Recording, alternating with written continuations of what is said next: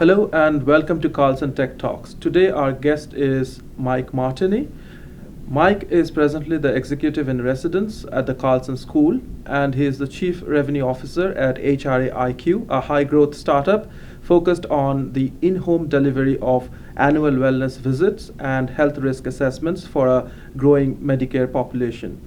Till last year, Mike was the Vice President of Global Business Solutions and the CIO of General Mills, with responsibility for leading the global shared services, employee services, continuous improvement, information technology, global security, and business systems organizations for General Mills. He was with General Mills for 26 years, and prior to that, he worked at Pillsbury and Kraft General Foods. Mike is also a board member of the Minnesota Chamber of Commerce. Welcome, Mike. Thank you. Nice to be here. So let's get started with your time in the food industry. So what are some of the challenges that the food industry faces, and how is technology being used to address those challenges? You know, there are three parts of the food industry that are really going through a big shift. The first, and it's not so much a giant shift, but it's a use of technology shift. You know, the food industry has always been very careful about the soil, about the ground, the earth, because if you can't get good yield, and if you can't get good yield every year, perpetually, which means you have to really care for the soil, you put the whole foundation of the industry at risk. And where technology has really come into play is the use of technology to deliver the minimum amount of efficient nutrition for growing, whether it's what people would characterize as fertilizers or oxygen, or water, which is also scarce. You know, you've got to really have minimum amounts, and because technology has now made that available, we're growing foods in places that people previously thought you couldn't grow foods. Right. You know, in desert areas with nearly no water, and so it's providing livelihoods in places that nobody would have ever expected. So the first big trend in packaged food is, how are you growing, and are you growing really efficiently? The second trend is everything is dramatically more efficient than it ever healthy than it ever has been before. And so the consumer trend of I need my products that I know and trust from companies that I know and trust to match the same kind of nutrition profile that my little small boutique product has. Yeah. And so that's a big shift. The third trend is a dramatic shift in the regulatory environment, where the food industry in general wrote and accelerated the laws that made food safe and had the right regulatory agencies and things like that. Those things are still in place. That's all terrific. But state by state, and now we're starting to see city by city changes that make managing the relationships with each state or each city dramatically different. Where technology comes into play with that is you've got to have great legal insights. You've got to have labels that match up with state by state rules, and you've got to figure out, can you play city by city or not? If you're competing against a really small firm, you can play city by city. Right. So it's just everything is getting so much more granular. You know, it's down to the eaches, right, in so many ways, and therefore technology has a huge play in it. It's a lot of data, and it needs the infrastructure to do to store as well as analyze the data, and then to take the appropriate actions, like have a very well integrated infrastructure and to maintain that. Absolutely. You know, the data where if you went back 20 years. Yeah, and nobody goes back 20 years. But if you went back 20 years, you'd realize that in the food industry, most of the data wasn't highly valued. It was just stuff that came out, and you didn't have to do anything with it after that. You just had to, get rid of it, right, fast. Now you realize that we literally know each plot of land in remarkably fine detail. And you want to maintain that because for the next 15 years, you want to know what's happening with that plot of land.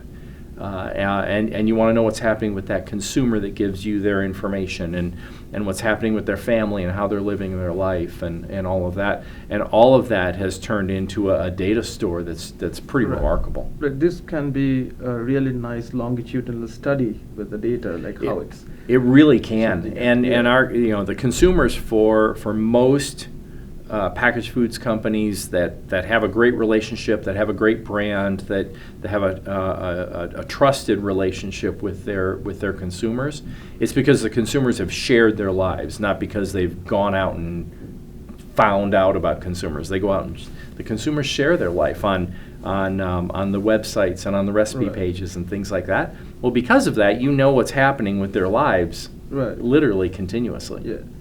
And so what are some of the things that are different about the processed food industry from other industry? You have been involved in the healthcare sector as well, and like people are sharing their information about like different kinds of health-related issues and outcomes they're facing. Similarly, there are longitudinal studies being done in the healthcare sector. A lot of healthcare analytics is happening. But what are some of the differences, or do you see a lot of similarity between the two? Yeah, there are more similarities than differences.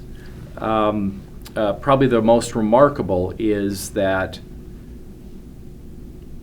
healthcare has long had very long longitudinal studies. They're built around having histories and tracking people for their entire lives. It's on the research side. On the research side, that is becoming easier to do. It's becoming more automated. It's becoming more available. It's becoming way easier for the patients, for the members, if it was being driven by either a clinic or a payer or insurance company.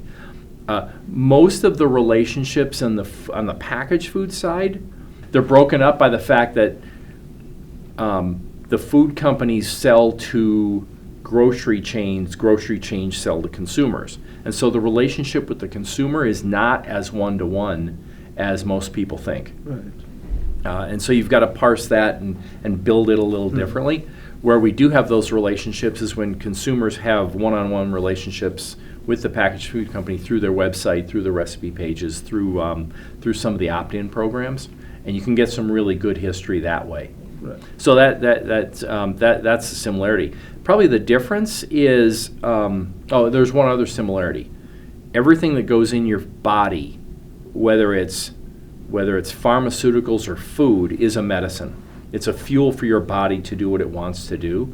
And the food industry is just now realizing how dramatically important that is. At the same time, the pharmaceutical and medical industry are starting to realize how important the food is that's paired with the medicine. And so there is a pharmaceutical side to nutrition that's bringing medicines and foods together, so that they're not only efficiently delivered, but they're really, really high quality pairings. I can't remember what the drug is, but there are a few drugs that if you have a citrus product close to that drug, it really dramatically inhibits its effectiveness. That's just something that is an example of what's happening between food and medicine. I see. So are we seeing more collaboration between these two sectors? Absolutely. One of the things that's happening is both organizations are reaching out to the other. I've got a mom in her 80s. She's awesome. Vibrant and remarkably healthy. And at the same time, would be healthier if she ate when she's supposed to eat, and drinks fluids when she's supposed to drink fluids, which is the real problem with most people when they get older. They stop drinking water because they have to get up and go to the bathroom all the time. Well, then you get dehydrated, then your imbalance starts to happen, then you fall, and it starts to spiral. But if the elderly ate and drank in an almost prescribed way, the health would be dramatically better. And the medicines that they're taking to deal with any other ailments would be dramatically better. And so there are partnerships between food companies and not only medical device organizations, payers, insurance companies, the insurance companies are on the kind of the correct side. If you want to take sides on any of this in healthcare, people put the insurance company on the bad side. They're the bad guys. In reality, the only group that makes more money by you being healthier is the insurance company. Right. Which is pretty remarkable when you think of it that way. So with that being the case, the insurance companies are partnering with food companies to try to make sure that if the patient's on a very expensive medication, the food pairing, the liquid nutrition, stuff like that, go in concert with that. Yes. It's actually remarkably cheaper to make sure somebody eats right. Right. Especially when they're taking a really expensive medicine that might be $1,000 a dose or $3,000 or $4,000 a month. Right. Make sure the food's right for hundreds of dollars. And there is also like a big movement in having social determinants of health being considered as a part of all the healthcare related discussions. Yeah, it's pretty remarkable, isn't it? The insurance sector, and I know you've done quite a bit of work in this. The whole idea that the biggest indicator of your health as you grow older is whether you had a steady job. And if you had a steady job, you're very likely to be healthier much longer. I mean, that's a social determinant, not anything to do with either the healthcare system or the delivery or anything else. And there's more there. There's dramatically more there that's coming. So you mentioned earlier about the studies that are being done in terms of looking at how the soil and the nutrients that are added to the soil, the water that is added to the soil, and doing experiments in order to make sure that the right amount or the minimum amount is added in order to have the most healthy crops. And you also mentioned about the other area, which was consumers being more cognizant about the kind of food they're eating, like whether it's organic or not, or where the sourcing of the food is coming from. And so technologies like Internet of Things, sensor networks, blockchains, these have been touted as some of the newer technologies that can address these kind of areas, right? And so are you seeing, or do you expect to see more of these technologies in the food industry? I would expect to see more. Certainly Internet of Things is something that's rapidly accelerating, and it's showing up in all phases from growing, from seed development through growing, through production, through the manufacturing operations. Every year there's a new set of sensors that bring more transparency to the process of getting from the idea through seed through production. So that's all happening very dramatically. On the blockchain side, a little bit slower. Where blockchain's really valuable is where you have a credibility problem. Right. Having the blockchain basically vet the fact that if you declare that this ingredient is from this vanilla is from Madagascar, which is perceived to be the highest quality, great. But there are people that would claim their vanilla is from Madagascar, even though it really isn't from Madagascar. Blockchain provides that credibility to the process. It doesn't really make it more efficient from getting it from Madagascar to the ice cream plant, to your home. Yeah. But it does provide that that quality of information that most consumers want. They would rather believe that they can trust the company. Right. So I don't think you have to do it for everything. You have to do it often enough that consumers basically say, well, they said this, I can prove that this is true, therefore the other things are probably true too. Yeah. And one of the other use cases of blockchain that has been proposed is that it helps us to track, whenever there is some kind of an outbreak like E. coli or something and you have to recall products, right? If you have a blockchain, it's much easier to track the source of which farm that particular lettuce came from, right? And then just recall that batch instead of having a blanket recall till, and that's a lot of food wasted. There is a lot of food waste, and there's more opportunity there. The whole chain of batch management, from manufacturing all the way through the consumer usage, is really broken once the manufacturer loses control of it. And so even though the manufacturer can say it's only this 3-hour window of production because we're verified before and it's verified after. So this 3-hour window, which might be hundreds of pounds of food, that's the area we should go after. Well, in the meantime, consumers have heard romaine, and now romaine is off everywhere. Right. No matter where you go, romaine's off and it's in the dumpster, and tens of thousands of pounds have been taken off. So we've got some work to do there to bring that granularity all the way through the supply chain and to make it transparent all the way to the shelf. So let's talk about your time as CEO, like as experiences. So how did you develop strategies, and like how did you prioritize some of these strategies when it came to like information technology related projects that you were implementing? First of all, there's always dramatically more demand than money in any industry. It doesn't really matter whether you're a food industry where the technology spend might be under 5% of revenue, or if you're insurance, banking, healthcare, where the technology spend might be 15 or 20% of revenue. Doesn't matter. There's always more. So the prioritization process is really important. First of all, in the best organizations, and I would count our team as being the best and continues to be the best under its current leadership. What a great group of leaders are in place. The alignment with business outcomes is the fundamental starting point. And so you don't have technology projects. You have projects that have a technology component that create a business outcome.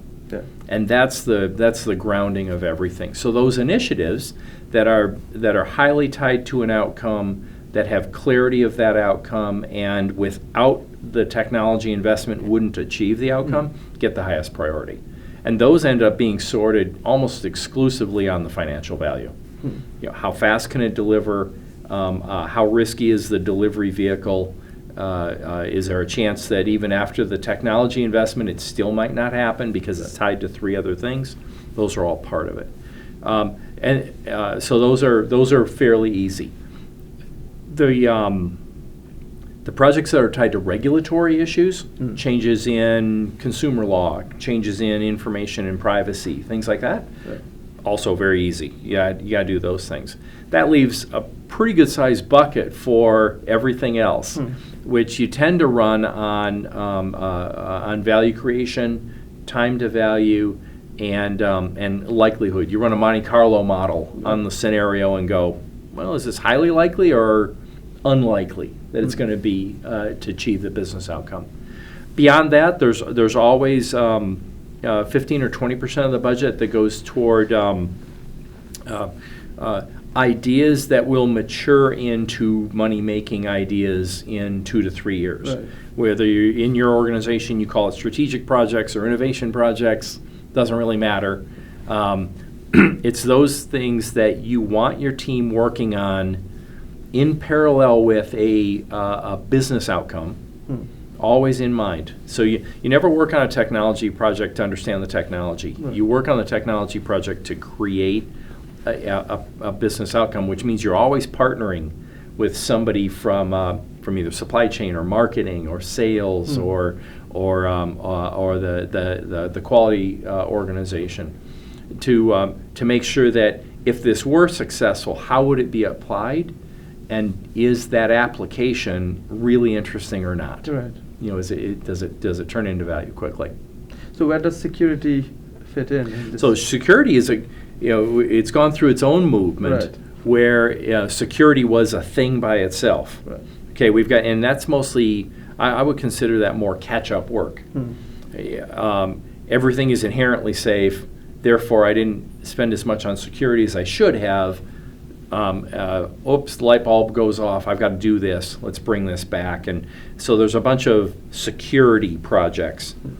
In reality, those are often regulatory projects because they're things that probably should have been done along the way, may or may not have a legal implication, but it could have a consumer trust implication, and therefore you wanted to do it along the way.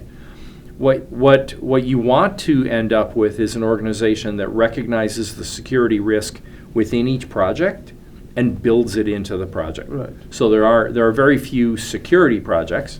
There are a lot of components of any successful project that have a security component.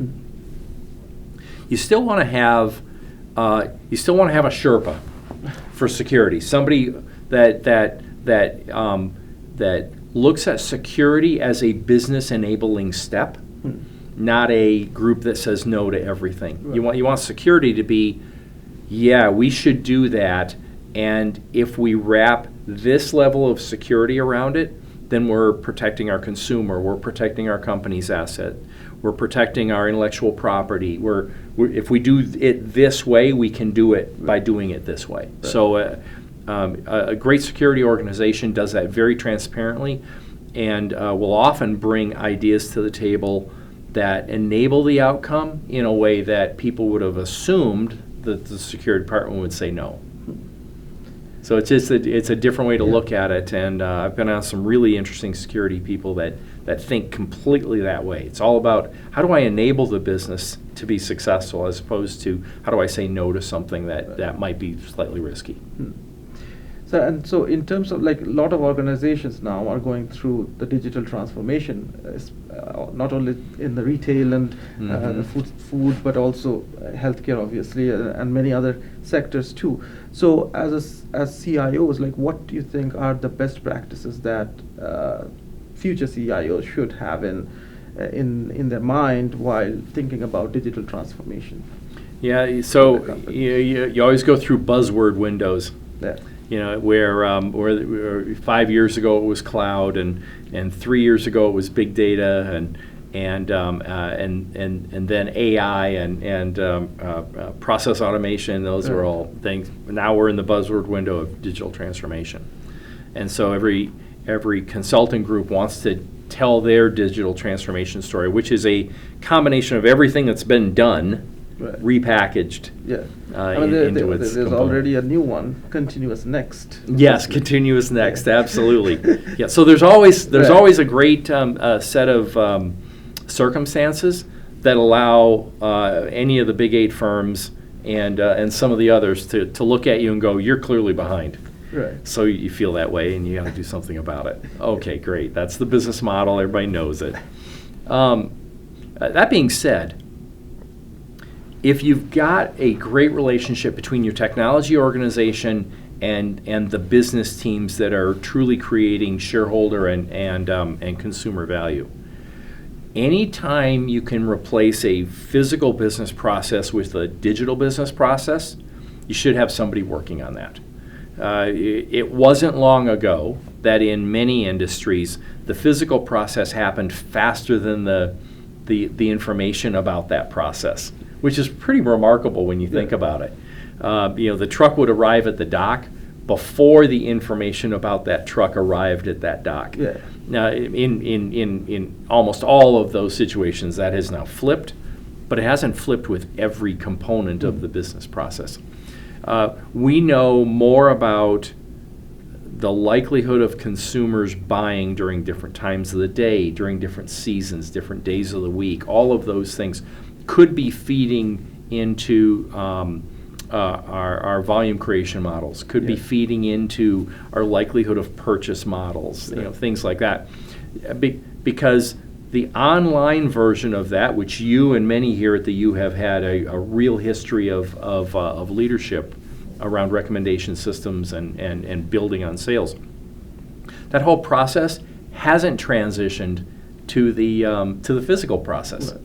So, the whole idea that you're looking at a shelf and as soon as you picked product A off, somewhere physically you gotta, hey, if you buy that, you probably ought to buy these 3 things too. Right. So now we have a question from a student, like, how can we as students prepare to support future organizational strategic goals from different departments within this particular industry, within the food industry, for example? Yeah, so the food industry is actually a great training ground for practically any background, and we use everything. What's great about a company like General Mills, and I felt this through my career, I know many of my peers did too, we could have a different work experience every 3 or 4 years without leaving the company, because you're working with an organization of scale that if you're motivated by regulatory, if you're motivated by food science, if you're motivated by technology, you're starting in those areas, and then you're in there for a few years. Let's say you join as a technologist within the information technology groups. You're working on marketing projects, and you're working on how the consumer is saying. You're motivated now to think about, well, maybe I'm really excited by marketing. Maybe I'm excited by the digital transformation within marketing. Great. Go work in that area, and before you know it, it's really hard to separate the technology people, the people who are trained classically in technology with marketing awareness, from the people who are trained classically in marketing and have a technology bent. Right. That blending of roles is happening in consumer foods really heavily, and it's happening in supply chain. It's already happened in finance. You can't tell the people that were trained in finance from the people that were trained in technology with a financial awareness, with a data management set, with an awareness of how is this data used to make business decisions, which is really what you want out of your finance group. Yeah. You want that kind of insight. Within supply chain, the whole idea that we can know where flour is harvested, where the wheat is harvested, where it's turned into flour, what those processing conditions were, therefore what the proteins and the physical functionality of that flour is when it becomes a cake mix, which then becomes something that gets baked at high altitude. Right. There's a chain all the way through there, and some people are really motivated by how that works. Great, then work in the food science side of it, but bring the technology mindset to it. The most successful technologists that have the broadest impact in a bigger company, right? And most CPG is like this, bring all of their technology awareness to a business problem and a business process. And it's rarely about the technology itself. It's dramatically more about how did I use the technology to change the outcome. And so, if you're a student, you ought to be, so now I should look at the student camera, right? If you're a student, you ought to really care not only about what you're learning, but why you're learning it. You have to be really thoughtful about, am I motivated by the technology? Am I motivated by how the technology is used? Am I motivated by the mission behind the organization that technology is used? And if you're clear about that, you'll find all sorts of ways to use your passion. Well, Mike, which is really fun. Thank you very much for taking the time to talk to us today. And you're very welcome. Yeah, thank you. Thanks. Go you.